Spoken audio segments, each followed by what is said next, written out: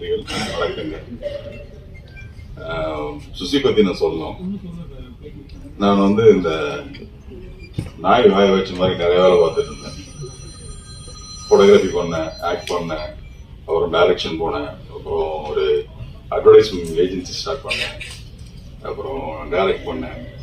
இதெல்லாம் பண்ணிட்டு நம்ம லைஃப் எப்படி போகணும், எதில் டிராவல் பண்ணணும் ஒரு குழப்பத்தில் ஒரு 2 வருஷம் காணாமல் போயிட்டேன். விலகி இருந்தேன் சினிமாவை விட்டு. அப்போ திடீர்னு ஒரு நாள் ஃபோன் பண்ணார் சுசி. அண்ணா எங்கே இருக்கீங்க? வெளியூரில் இருக்காங்க. சரி உடனே கிளம்பி இந்த பள்ளி பக்கத்தில் ஊர் சொன்னாப்புல, அங்கே வந்துருக்கேன். என்ன ஏதோ டீனர் கூப்பிட்ற மாதிரி கூப்பிட்ற அப்படி இல்லை வந்துருக்கேண்ணா அப்படின்னாரு. சரி போயிடும். என்ன ஊருது?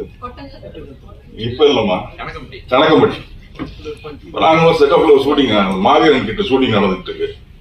போயிட்டு என்ன சுசி என்ன உட்காருங்க, ஷூட்டிங் நடந்துட்டு வேடிக்கை பார்த்தே இருங்க. என்ன சுசி என்ன இருங்கண்ணா லஞ்ச் பிரேக்ல வர ஒரு 2 ஹவர்ஸ் வந்து ஷூட்டிங் வேடிக்கை பார்த்துட்டு சும்மா உட்காந்துட்டு இருக்கேன். லஞ்ச் பிரேக்ல வந்து நீங்க ஊருக்கு போயிட்டு ஒரு 4 நாள் வந்துருங்க, இது ஒரு கேரக்டர் பண்ணுங்க. நீங்க பண்றியா இதுக்காக என்ன கேரக்டர் எதுவும் சொல்லு, இதுல பண்ணுங்க அப்படின்ட்டாப்புல.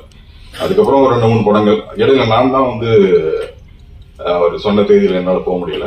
ஒரு இடைவெளிக்கு பிறகு இப்பயும் அதே தான் போன் பண்ணாரு. ஆனா இந்த படம் ஒன்று பண்றேன், நீங்க வந்துருங்க அப்படின்னாப்புல. சரி தம்பி வந்துடுறேன்ட்டு இப்போ ரொம்ப நாளைக்கு அப்புறம் திரைக்கு கூப்பிட்டு வந்திருக்காப்புல. நன்றி சுசி. இந்த படம் வந்து வேலண்டைன்ஸ் டேக்கு ஒரு நல்ல ட்ரீட்டா இருக்கும்னு நினைக்கிறேன். எதிர்பார்க்கிறோம். நன்றி.